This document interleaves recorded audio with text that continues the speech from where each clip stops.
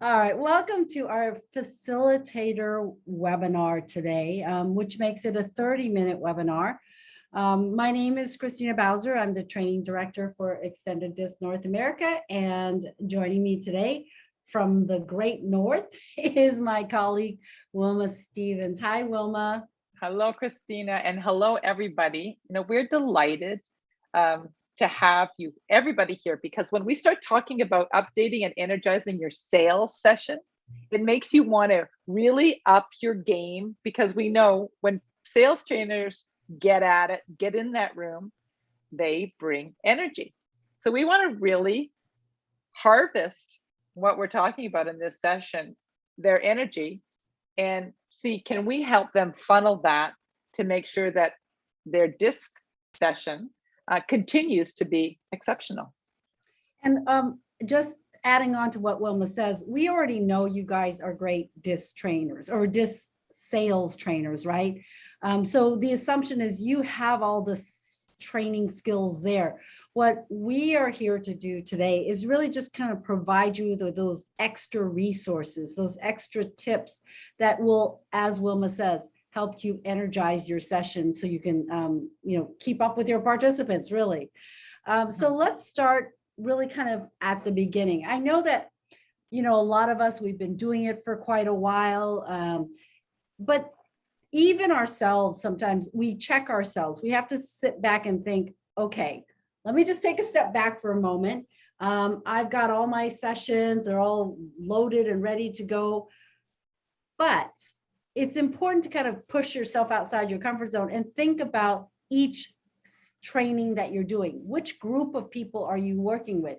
That preparation that you put in up front will get you a lot more rewards down the line. And I think sometimes what can happen is we can start to rely on the same old. And one of the things that, if you're actually listening to this webinar, is we're hoping that we can give you some ideas to freshen it up, right? That is one thing. There are so many resources, and I just want to tip my hat to Christina, because she manages the resources, and there is a plethora, like almost an embarrassment of riches in terms of sales content, sales activities, sales things that are already made up that you can bring into your training and tweak to make it relevant to that audience. And so honestly, you do a great job. And I'm not just blowing smoke here. Good job. Thanks. So again, today we're going to talk about some activities. We're going to give you some suggestions. You guys put your own spin on it. As you heard, Wilma says, we have a lot of resources. Don't reinvent the wheel. So use the resources that we make available. And lastly, I just want to say, one thing that we tend to overlook is we deliver, right? We have our sales training. We know what our participants need to learn. We know how to energize them, but sometimes we need to take that step back and really, in order to have the best session we can be, the more you prepare your learners to come into the session, whether it's expectations of what to expect, or really that, they're going to come in, they're going to learn something, they're going to push themselves outside the comfort zone. And our expectation is they're going to go out and they're going to apply it. So set those expectations and prepare them so they're ready to do it. So let's talk about some of the resources. Before you do that, I want to just add to something that you've said. Yep. on when we get back on selecting activities. You know how you said we start getting some of the things that we always use. One of the things that for our own selves, I know that I do a few different trainings, and sometimes I get a little bored. And so I noticed that I need to get a little electrical plug-in. And one of the things, credit to Christina, is that she's adding new things into the VIP site. So you may just tweak your program just a little bit. And I'm telling you, it may inspire the facilitator, right? Because there's something new. There's nothing quite like something new to introduce. So that's one thing. You might have a routine, and we're hoping that you just tweak a few things to also energize yourself, not only your participants. Yeah. And then, just sharing brain power sometimes, just sharing what you do or how you say things with other trainers is enough to get us going, right? We just need yeah. hearing it in a different way. So honestly, for Wilma and myself, the best exercise, the best resource that you can use, you already have it. Your participants already have it. And that's the actual reports themselves. Wilma, you had a really good comment we talked about later. What were you saying about like just, but don't get locked into the report? Yeah, well, I think that what happens is that you start with the report. Say you use the general sales report and you get familiar with it and you get really tight and tight. Oh, I'm going to use that. And there are so many other reports, and we'll get into more details, but like sales 18, sales capacity, that in actual fact might just shift the paradigm for your learners.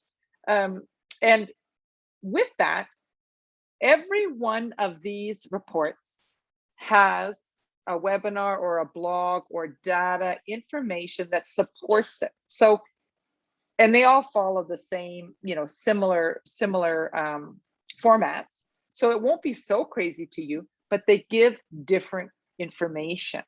And I think, I know even myself, I sometimes start to use the same reports and I don't explore. So let's talk a little bit about, the 5 reports here and what they look like. If you've not used all of them, maybe it's a chance to download your assessment in each one of these so you can see it.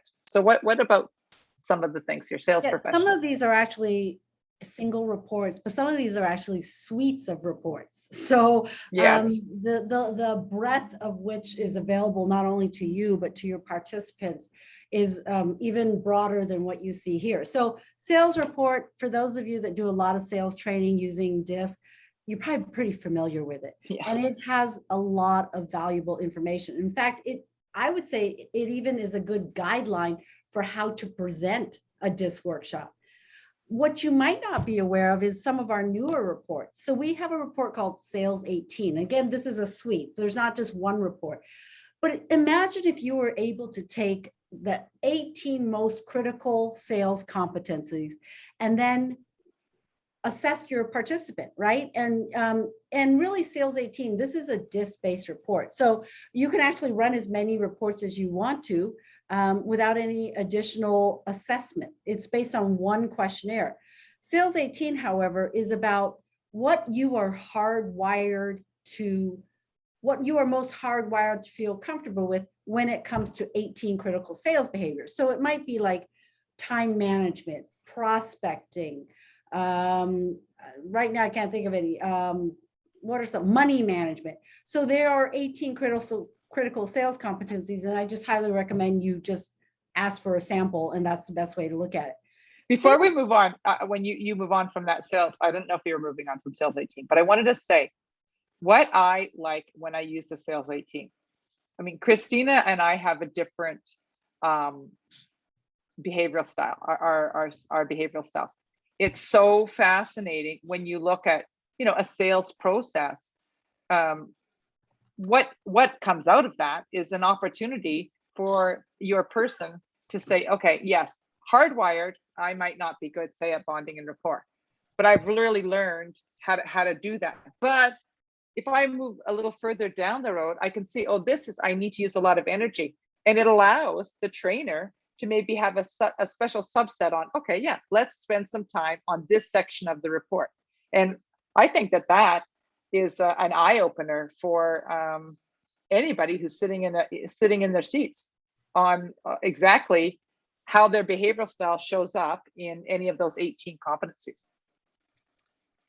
Another one we have for those of you that, we sometimes forget, we have sales managers reports. We also have sales team reports. And another new one that some of you may not be aware of is the sales capacity assessments.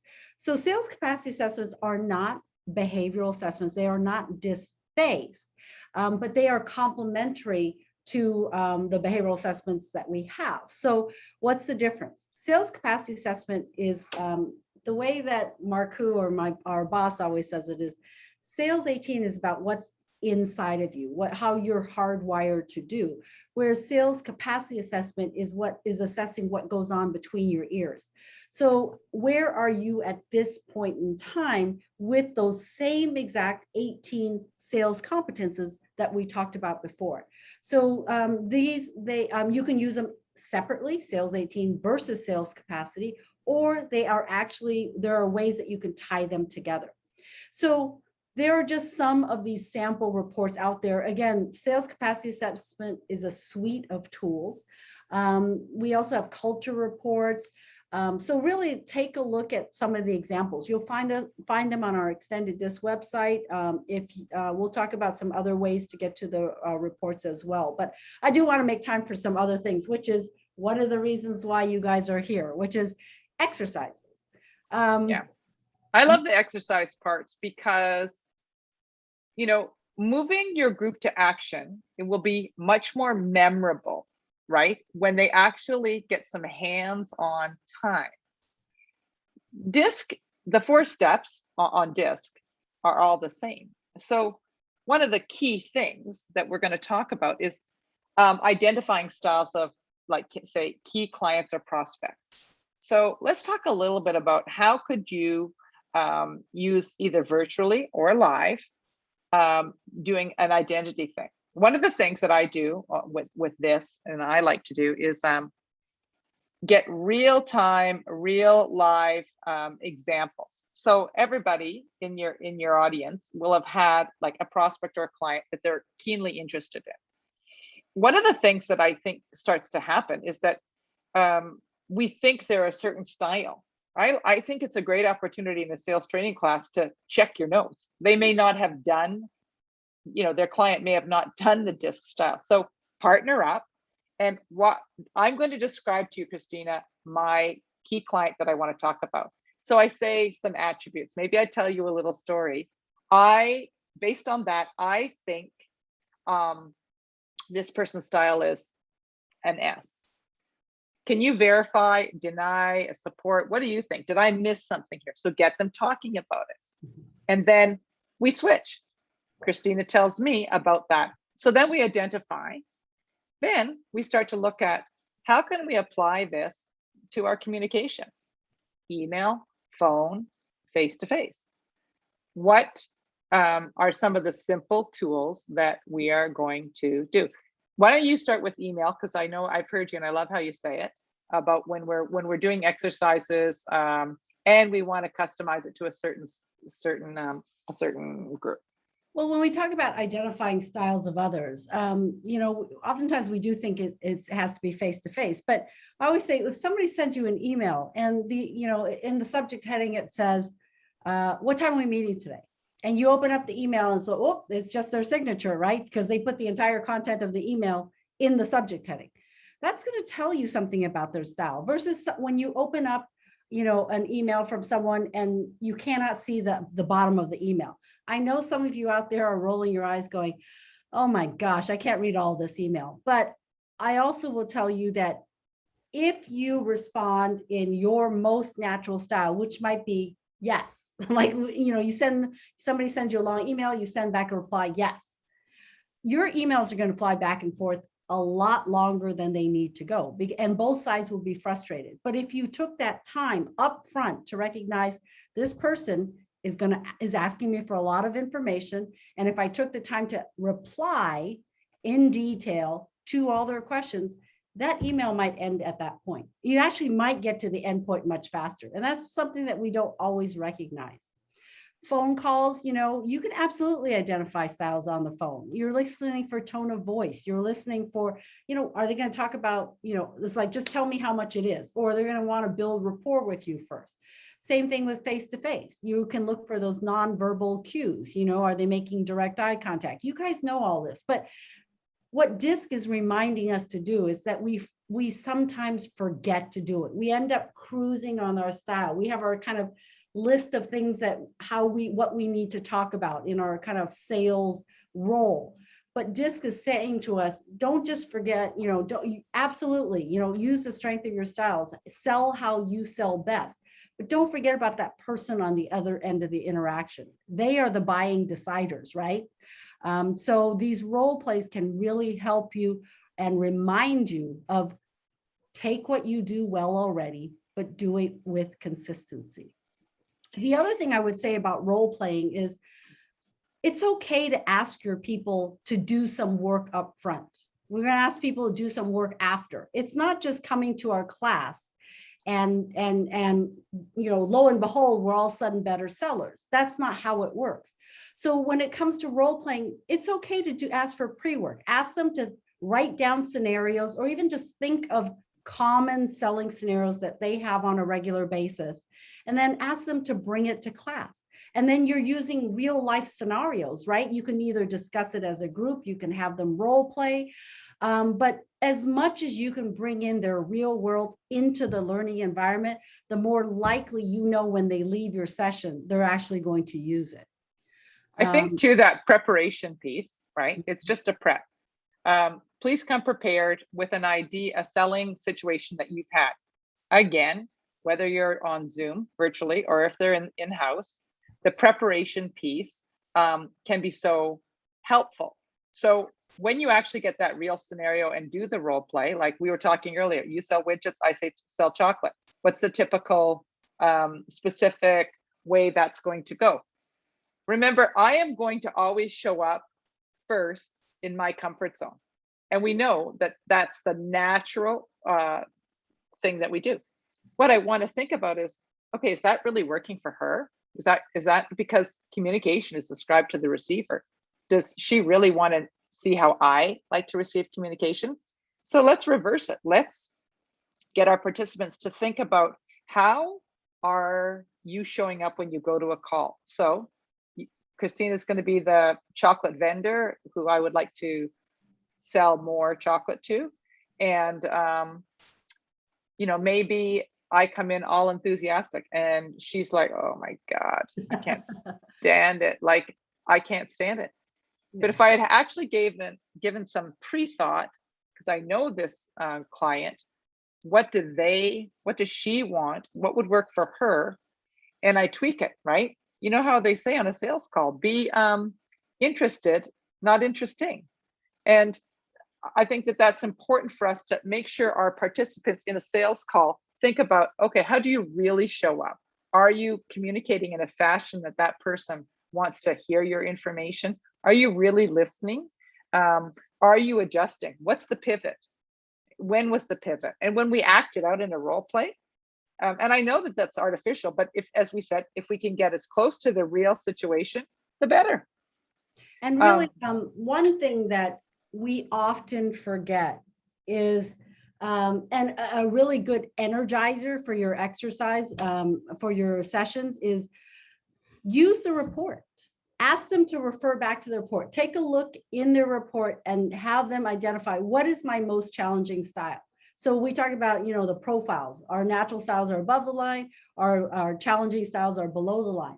Ask them to identify which style tends to be most challenging for them, and use it as an opportunity to be better prepared, to proactively think, when I'm selling to this style or when I'm interacting with this style, what do I need to be more aware of? What do I need to do differently? So we call this exercise your most challenging style. Be prepared.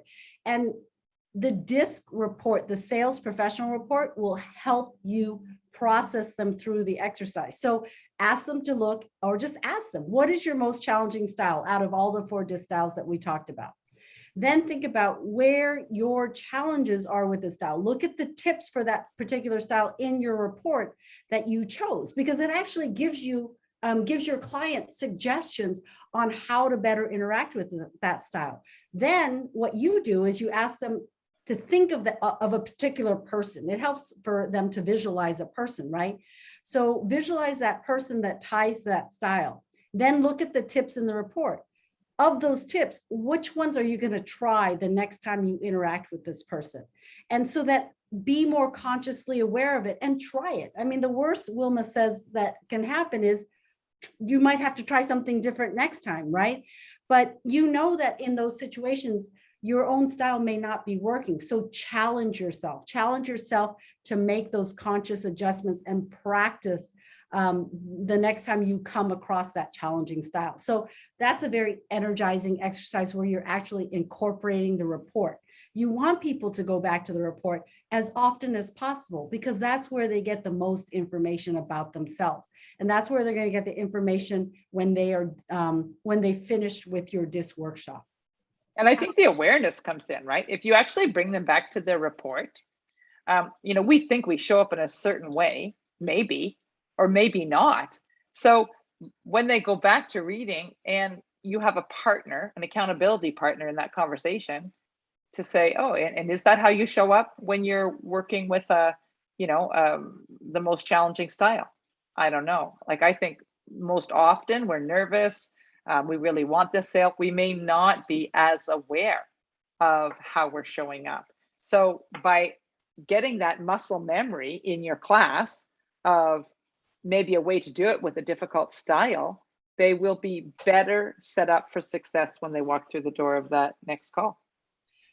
And just to wrap up a little bit about the exercises, we do have some exercises that are specific for sales that we can make available to you as our clients. We have one called Debriefing a Sales Call. We also have a sales strategy worksheet, but so much is built into the report itself.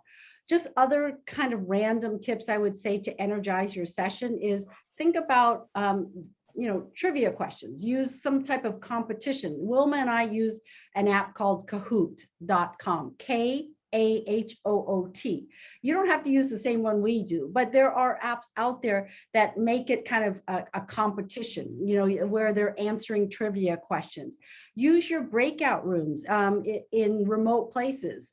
Do the same exercise that you would use in kind of breakout sessions in your face-to-face, but use the breakout room session in your actual virtual sessions as well. So there are so many ways we say to kind of energize your groups. Small group sessions where everyone has chances to participate, competition type exercises where people have the chance to win while they're learning at the same time. So I highly suggest thinking outside the box. We're not just standing in front of people all the time and just telling them what to do.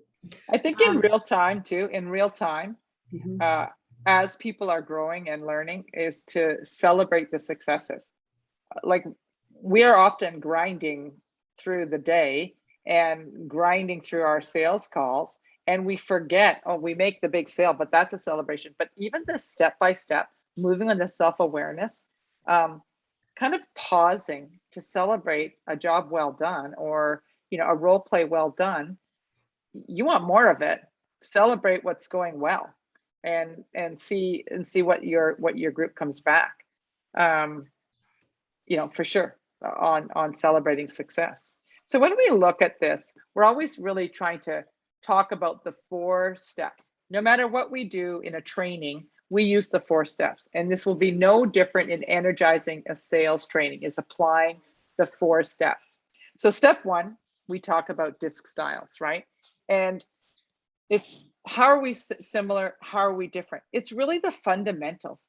But in a sales call, it's going to be helpful for people to be clear, not the hypothesis, oh, I think everybody's whatever they think, but reinforcing it with the videos, reinforcing it with some little videos of real time, like from YouTube or whatever, walking them through, getting them the fundamentals well set up. And that will help your call for sure. Then step 2, your sales style. Like, what is your sales style? How? Because that's how they will most often show up in a call, is their comfort zone. I'm a little nervous. And because I'm a little nervous, am I at my best? Maybe I'm talking too fast. Maybe I'm talking too loud. Maybe I should be less emotive or less gesticulation. I don't know. Is that bugging somebody? I don't know. But really, kind of getting that self-awareness for them is step 2. And as Christine said, dive back into the assessment. That's where they're going to get that info. That's step 3, the style of your prospect or customer. How do they make buying decisions? How do they prefer to interact? I think that this can be such a fun part of a sales training call, because let's face it, every new prospect that comes by, they have to figure out, who am I dealing with? And if they start to get better at that skill, obviously their self-awareness and their ability to adjust just moves up exponentially. So all the tips and tricks that you would normally do in any session apply here. And then, of course, step 4, are you making the best adjustment in the selling process? As opposed to, are you just staying in your comfort zone? Or are you moving in that diamond, stretching yourself outside of your comfort zone so that you actually deliver communication in a fashion that person wants to receive it? So this simplifies your session, and obviously it can be a lot of fun. Yeah, and in addition to simplifying your session, it helps you know that if you hit upon each of these 4 steps, it will end up in the application piece, which is step 4. And you know that you've done a complete process of helping your participants using the DISC in a sales session. So it helps us check ourselves, like Wilma says. Sometimes we kind of are so used to delivering training in a certain way, and Wilma and I are equally guilty of it. But when we remind ourselves, did we do step 1? Did we do step 3? Did we do step, all the way through 4? Then it tells us that, yes, we did the best we could when it comes to, selling DISC, sales DISC right now. But we could turn around tomorrow and go, okay, for a leadership session, we need to go through these same 4 steps. So it's a great For way sure. to check For yourself sure. as a trainer. Mm-hmm.